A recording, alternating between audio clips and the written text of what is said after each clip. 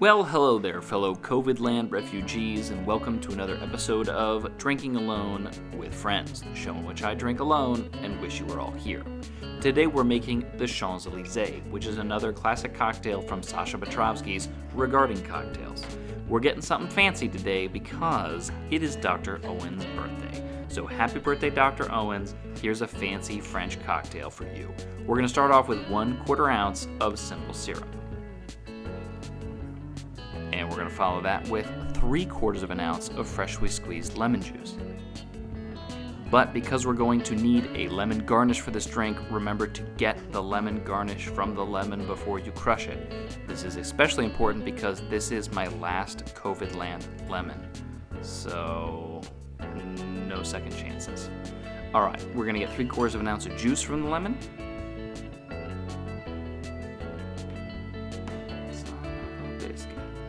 Alright, let's see if we can get 3/4 ounce from this half. Squeeze, and the answer is no. Okay, we're gonna go find it. And we're gonna give it a rinse. While we're figuring out this lemon juice situation, let me give you your fun bar fact trivia of the day, which is about chartreuse. So, chartreuse is an aromatic and herbal liqueur made by Carthusian monks. They've been making it in France since the 1700s, based on an original recipe that was written down in 1605 and has been unchanged throughout that time. There's a couple variants, there's a green and a yellow. Today we're using the green, and apparently they have different flavors. So that was 3/4 ounce of lemon and 1/4 ounce of simple that I mixed up a little bit because I've been finding that the simple syrup has been sticking to the bottom of the measuring cup and throwing out the recipes a little bit.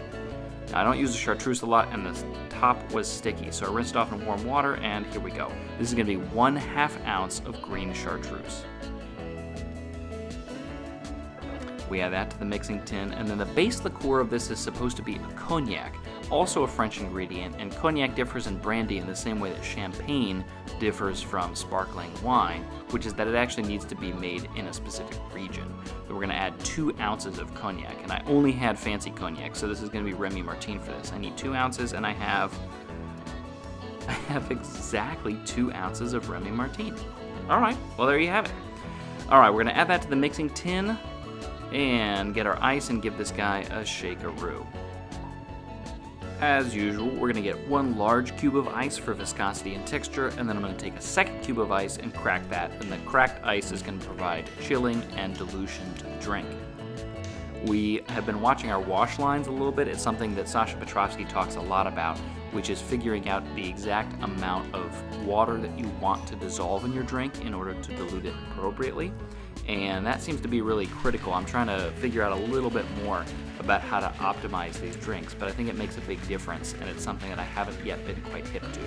So I'm shaking fairly aggressively for this one to get a little more dilution than I have in the past, because I think that my wash lines have been a little bit low, and we'll see how it does when we strain it into our chilled glass, which we get from the freezer.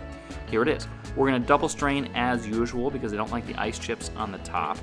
And we're going to watch, the wash line is the first thing. So Matthew, let's see how much we get in this. And it's going to be a little more full than the previous glasses, though I think that there is, compared to the recipes that we've been doing, just a little more volume in this one. So it's hard to say where that sorts out.